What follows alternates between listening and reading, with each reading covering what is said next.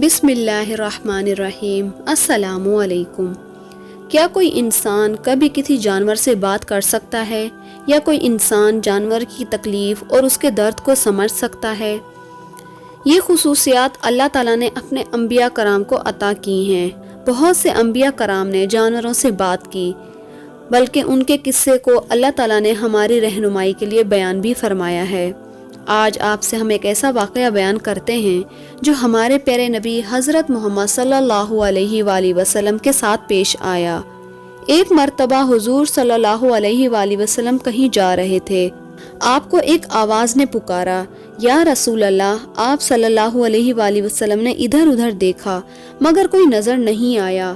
آپ صلی اللہ علیہ وآلہ وسلم آگے بڑھے۔ آپ کو پھر آواز آئی، یا رسول اللہ۔ آپ نے دیکھا کہ ایک ہرن چارپائی کے ساتھ بندھی ہوئی ہے۔ آپ اس کے قریب گئے تو آپ نے فرمایا کہ آپ کو کیا ہوا ہے؟ تو وہ ہرن کہنے لگی کہ آپ کے صحابی نے مجھے پکڑا ہے اور اب یہاں اپنے پاس باندھ دیا ہے۔ میں اللہ کی تقدیر سے راضی ہوں کہ اس نے میرے لیے موت لکھی ہے، مگر میرے چھوٹے چھوٹے بچے ہیں اور وہ بھوکے ہیں۔ اگر آپ مجھے چھوڑ دیں تو میں جا کر ان کو دودھ پلا آؤں۔ آپ صلی اللہ علیہ وآلہ وسلم نے فرمایا کہ اگر آپ واپس نہ آئیں تو اس ہرن نے کہا کہ پھر اللہ مجھے جہنم میں ڈال دے۔ تو آپ صلی اللہ علیہ وآلہ وسلم نے اس کی رسی کھول دی اور خود اس جگہ پر تشریف فرما ہوئے۔ تو وہ ہرن بھاگتی ہوئی پہاڑ کی طرف اپنے بچوں کو دودھ پلانے کے لیے گئی۔ دودھ پلانے کے فوراً بعد وہ واپس آ گئی اور آ کر حضور صلی اللہ علیہ وآلہ وسلم سے فرمایا، یا رسول اللہ، میں حاضر ہوں۔ آپ صلی اللہ علیہ وآلہ وسلم نے اس کو رسی سے باندھ دیا اور وہیں اسی جگہ پہ تشریف فرما ہوئے۔ پھر کچھ دیر میں وہ صحابی بھی تشریف لے آئے جنہوں نے اس ہرن کو پکڑا تھا۔ آتے ہی حیران ہو گئے اور کہنے لگے، یا رسول اللہ، آپ یہاں کیسے؟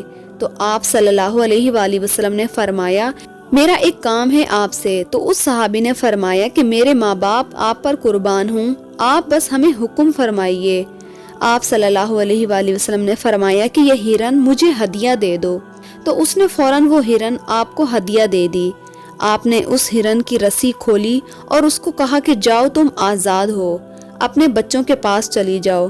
آپ صلی اللہ علیہ وآلہ وسلم نے فرمایا کہ سچ نجات دلاتا ہے اور جھوٹ ہلاک کرتا ہے۔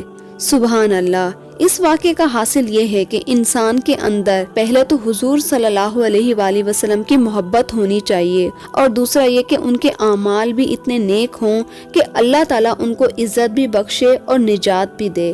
امید ہے کہ آپ کو یہ ویڈیو پسند آئی ہوگی۔ پسند آنے کی صورت میں ویڈیو کو لائک اور چینل کو سبسکرائب کریں۔